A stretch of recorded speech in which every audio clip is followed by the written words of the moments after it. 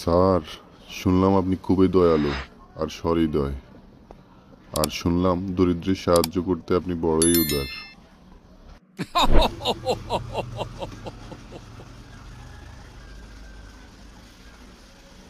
হ্যাঁ, লোকে বলে।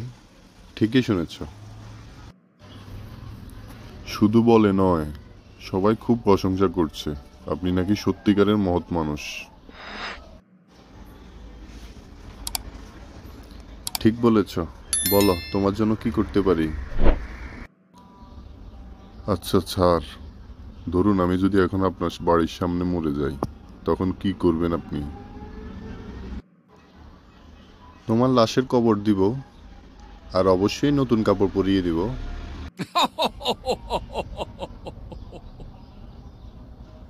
বাহ, একদম মহানুভবের মতো কথা।